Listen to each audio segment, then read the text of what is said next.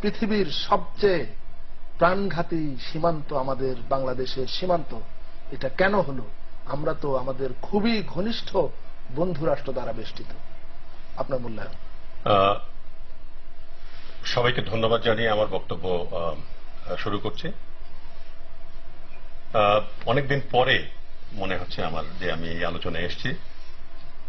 আমি এর দুটো বিশ্লেষণ দিব, একটু সময় নিয়ে নেব। আমি দুটো বিশ্লেষণ দিতে চাই এটার আমি প্রথম বিশ্লেষণ হলো যে ভারত মনে করে যে বাংলাদেশের কোন নাগরিককে, বাংলাদেশিকে সীমান্তে হত্যা করলে তাদের কিছু হবে না।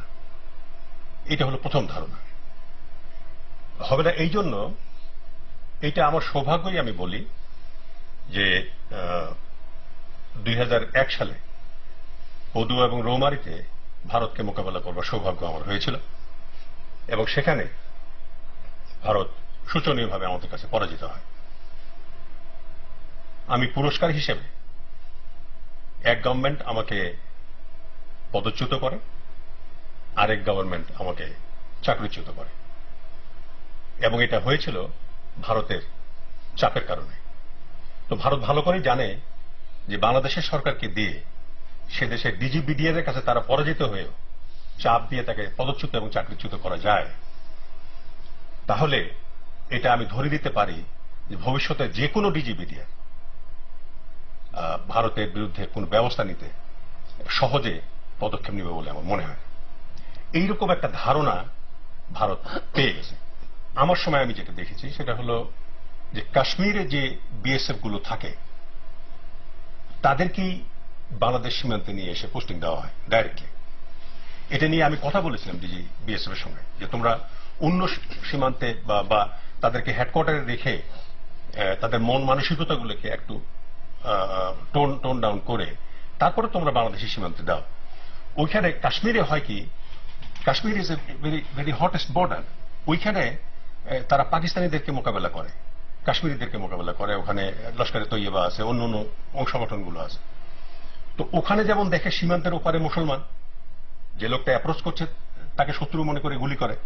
ঠিক বাংলাদেশ সীমান্তে যখন ওই সোলজারটাকে এনে পোস্টিং দেওয়া হয় তখন সে দেখে যে এখানে তো মুসলমান। যখন সীমান্তের কাছাকাছি আসে তখন তো মনে করে যে একে মারতে হবে।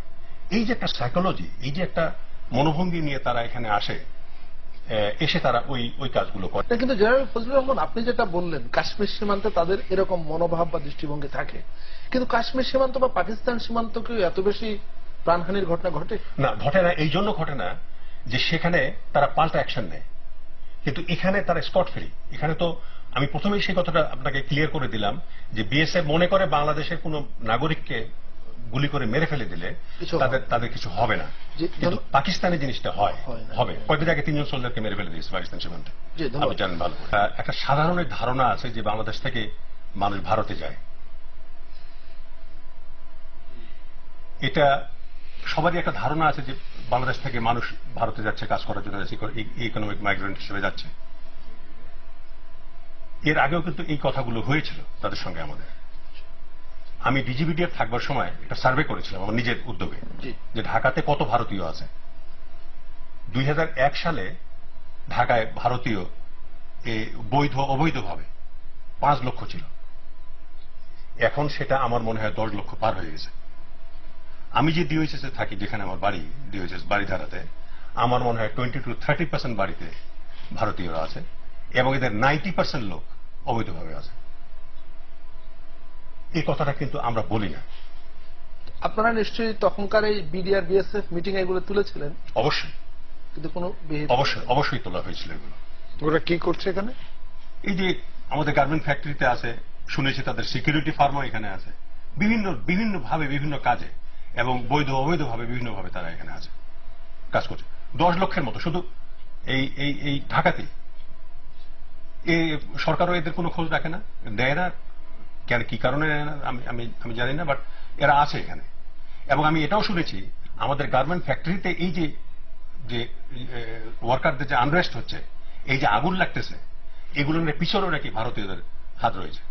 এবং আমাদের অনেক গার্মেন্ট ফ্যাক্টরি, সেটাই যদি সত্যি হয় তো বাংলাদেশে অনুপ্রবেশ করতে গিয়ে কোনো অবৈধ ভারতীয় অনুপ্রবেশকারীর উপর তো কখনো গুলির খবর আমরা শুনিনি। না, এরা তো সেইভাবে আসে না। এরা তো এই যে লোকগুলো যারা আসতেছে তারা তো সাধারণ ওয়ার্কার না, স্পেশালাইজড লোক। এবং এরা এসে প্রথমে তো পারমিট নিয়ে আসলো, তারপরে এখানে আসে 10 বছর ধরে আসে, সরকারের কোনো খবর নাই, ওভারস্টে করতেছে। এবং বহু গার্মেন্ট ফ্যাক্টরি বেনামে ভারতীয়দের কাছে বিক্রি হয়ে গেছে।